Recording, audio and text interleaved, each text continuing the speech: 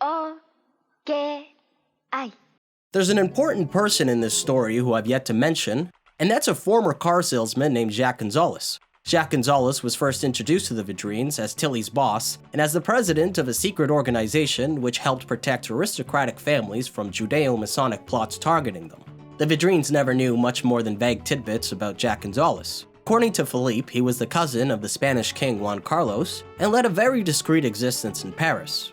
Other family members said that he was the leader of a global network of secretive grandees and held more power than the presidents of France, Russia, and the United States. Whenever Tilly spoke to him on the phone, he would do so with hushed tones and would quickly move to another room to take the call in private. One day, Jacques Gonzalez visited Ghislaine's school. The halls were cleared, and no one was permitted to get a good look at him. Only one teacher saw what she described as a short man wearing a hat and moving quickly down the hall. Jacques Gonzalez was also said to be the head of a charity based in Quebec called the Blue Light Foundation, which purportedly funded various philanthropic endeavors such as the building of hospitals in China, bulk purchases of alfalfa intended to alleviate famine, and open-cast coal mining. Jacques Gonzalez is a strange part of this story, and that's because, for some unknown reason, Tilly shared a great deal of the money he stole from the Vidrines with him. Interestingly enough, while Gonzalez's phone was wiretapped by authorities, he was recorded telling his girlfriend that he thought Tilly was either ill or totally mad. In court, Tilly alleged that Gonzalez was the puppet master of the whole affair. He claimed that he was manipulated by Gonzalez into defrauding the Vidrines. He also claimed that the family had sought him out first, seeking his advice for tax evasion. Jacques Gonzalez claimed that he had no knowledge of what was happening, and that he simply believed that the Vidrines were a generous family who were happy to donate their money to the Blue Light Foundation. He said in court, quote, "If I had known what Thierry was doing, I would have never gone along with it." Although he insisted that he was innocent of any wrongdoing, there exist tapes from a wiretap operation of him pressuring Tilly to send him money. In court, a transcript of the phone call was read out loud, and he was quoted as saying, "I've had it up to here with these people. They must cough up the cash. If not, things will turn nasty. Execution." Regardless, he continued to claim that he was innocent, arguing in court that the phone call in no way proved his complicity, and that he simply became worked up while pressuring Tilly to hand over the money he promised to the Blue Light Foundation. Additionally, he said that since all of the money he received had been sent by Tilly, he wasn't responsible for the manner in which it was acquired. Either way, there's no doubt of Gonzalez's involvement in Tilly's defrauding of the Vidrines. Although what remains unclear is exactly why Gonzalez's involvement was needed or beneficial to Tilly at all. Whenever Thierry Tilly sensed potential dissent from one of the Vidrines, his go-to strategy was to divide and conquer. He did so by demonizing an individual, and then encouraging the more convicted members of the family to oust them from the group. By this point in the story, he had already accomplished this with Jean Marchand, and he would go on to do the same with Jean and Ghislaine's son-in-law, Sebastian, who had married into the family only a few months prior. The last remaining connection Jean had to his family was with his son-in-law, Sebastian. Sebastian still called Jean from time to time, and even wanted to attend his mother's funeral, but was discouraged from doing so by the rest of the family. After their honeymoon, Sebastian and Guillemette lived happily in Nice for some months, but by late December of 2001, their marriage was ready to collapse due to the manipulations of Thierry Tilly. Sebastian told Jean that Guillemette had changed since they returned from their honeymoon. She suddenly became prone to anxiety attacks. She spent most of her time corresponding with her mother on the phone or via email. In an interview, Sebastian said, quote, "Guillemette explained to me that we had to pay attention to what we said on the phone, because it was tapped. She kept telling me that her father, Jean Marchand, was a dangerous man. One evening after returning from a movie, they had a fight and Guillemette ran off. Later, Sebastian found her huddled inside of a telephone booth, terrified and clutching the phone while speaking to her mother, Ghislaine.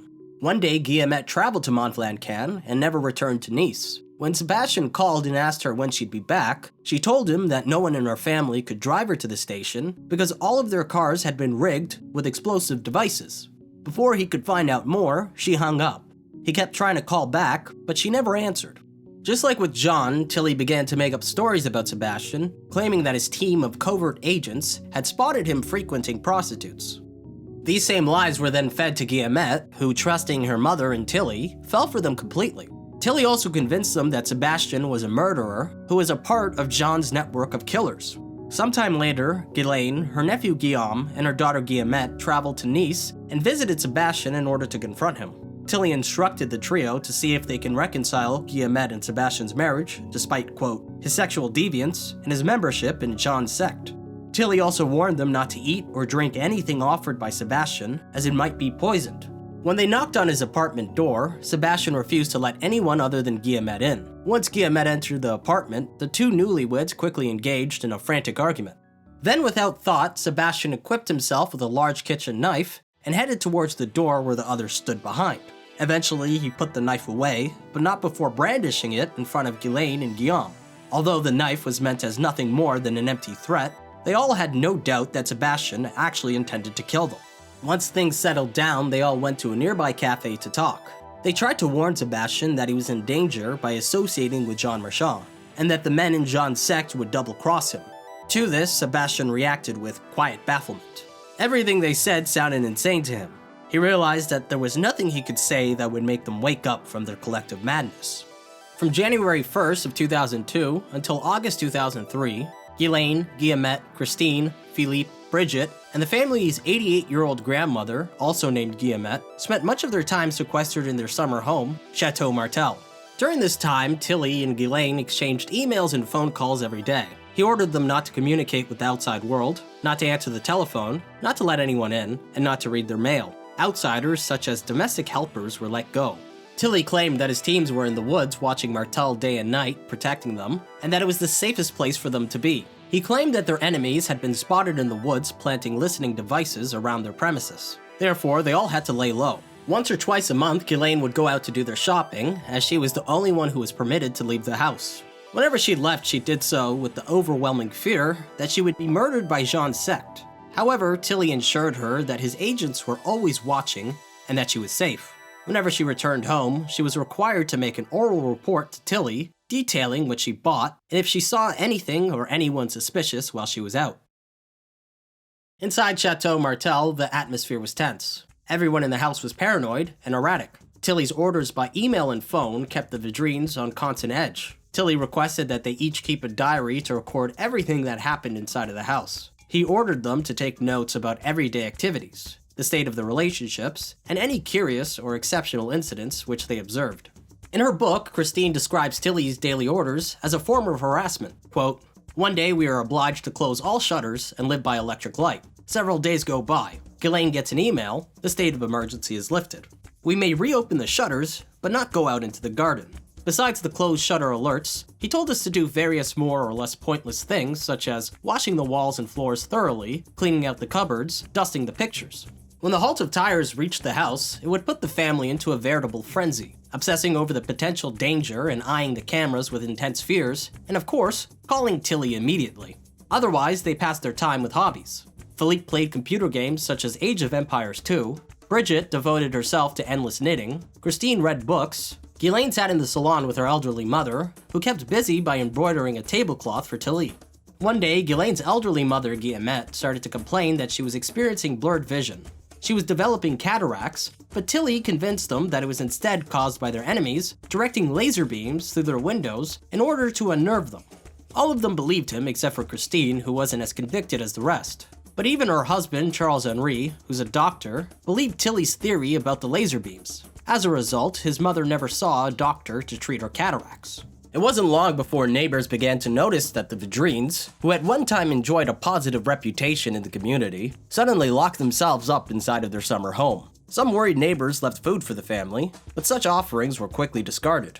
Tilly warned them that his agents, stationed in the woods, had proof that the food was poisoned and that their neighbors were trying to assassinate them. Tilly contacted them multiple times a day, requesting for money to be sent.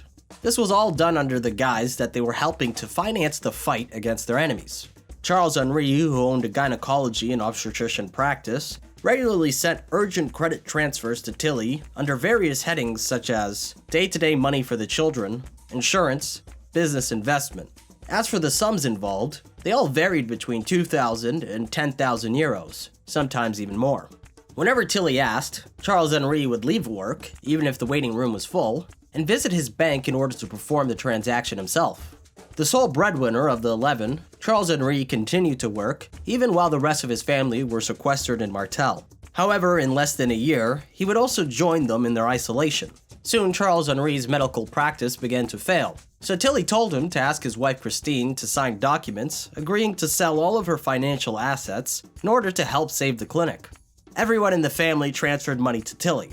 He had all of their bank account passwords and would check to see if they were hiding money from him. By 2003, Charles Henri's gynecology practice shut down. This transpired after Tilly suggested that Charles Henri undertake an internal audit of his practice. It was the lawyer Vincent David who performed the audit on behalf of Tilly's company, Presswell Limited. Charles Henri, being in charge of the management of his practice, proposed the audit to his partner, who agreed to go ahead with it. However, things became contentious after Charles Henri's partner was presented with a scant 2-page report and a steep bill of 90,000 francs. 70,000 of which represented the lawyer Vincent David's fee. Later, it was made clear that Tilly owed money to Vincent David, stemming back to a botched real estate deal, and was trying to pay him back. Charles Henri told his partner that the audit and its large fee were necessary, but his partner wouldn't buy it. Then his partner had the audit examined by an accountant and a lawyer, and following that, he issued 15 legal proceedings, several of them against Charles Henri. His scheme thwarted, Tilly conjured up another conspiracy theory to feed Charles Henri. He told him that Jean Marchand's sect of Freemasons, Jews, homosexuals, and Asian assassins were preparing files on his past medical errors in order to have him incarcerated for malpractice. Even worse, his former partner was also a part of Jean's sect. Tilly claimed that his agents on the ground had information that Charles Henri would be arrested by the next day. Therefore, he must liquidate everything and disappear. However far-fetched it may sound, Charles Henri believed Tilly.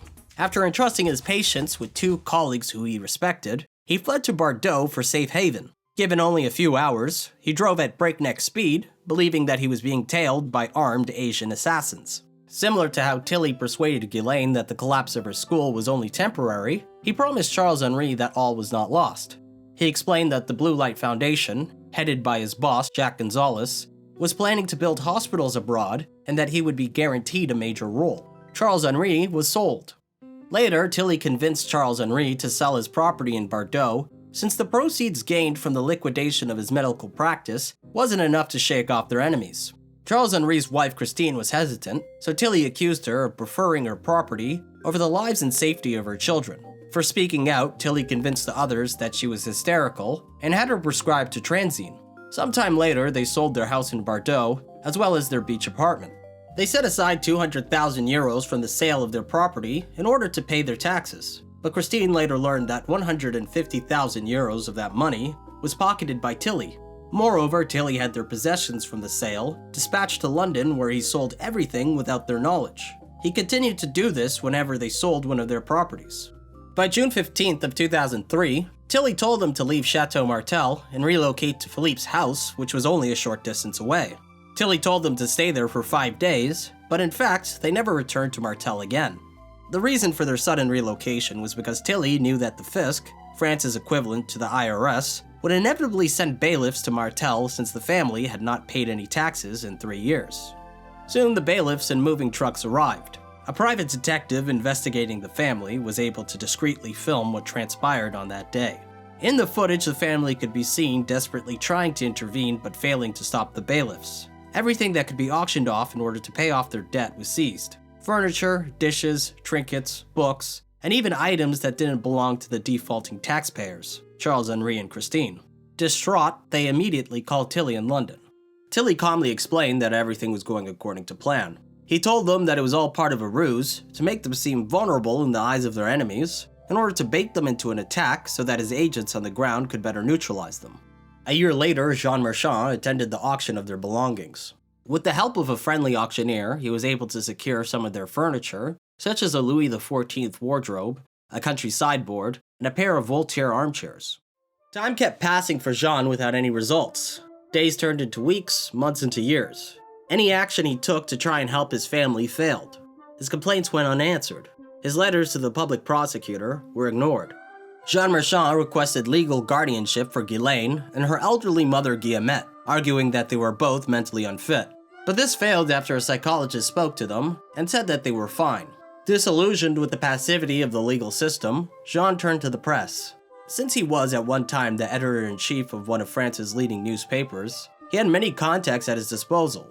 Thus, he began a media campaign telling his story to France's leading journalists. He was met with skepticism from some journalists who launched their own investigation into the story.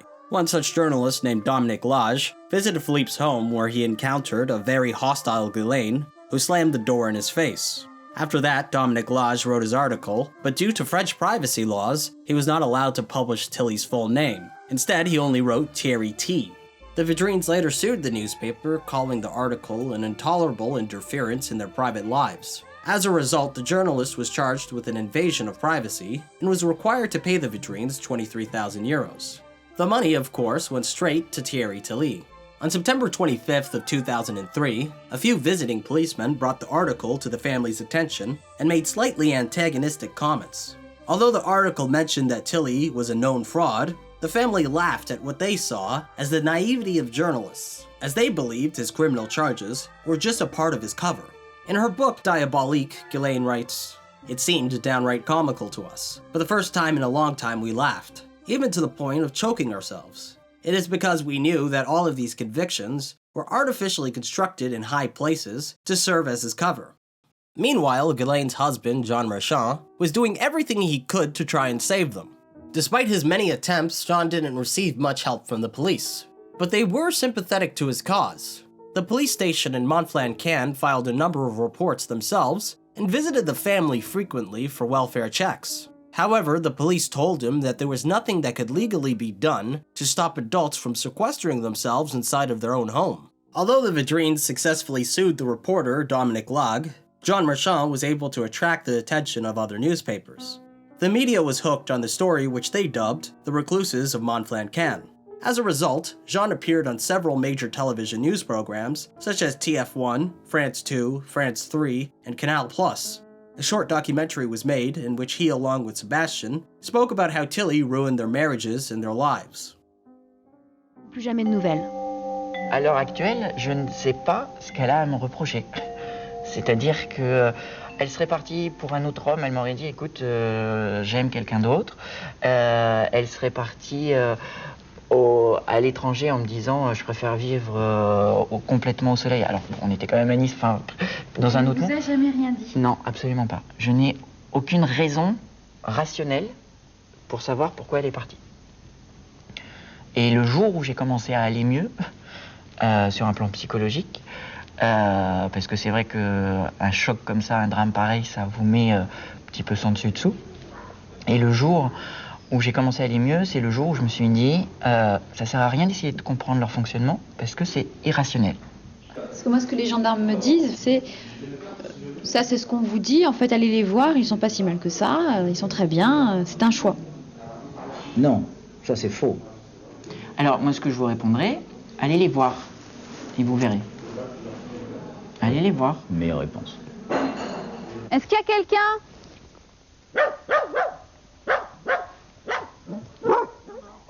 Bonsoir, monsieur. Bonsoir. On peut rentrer? Pardon? On peut rentrer? Est-ce que vous voulez bien nous parler? Est-ce que vous voudriez bien nous parler? Certaines affaires sont en cours d'instruction. Donc si vous avez besoin de renseignements, vous vous rapprochez de notre avocat. D'accord. Voilà. Alors, je voudrais d'abord vous dire une seule chose. C'est tout. That's all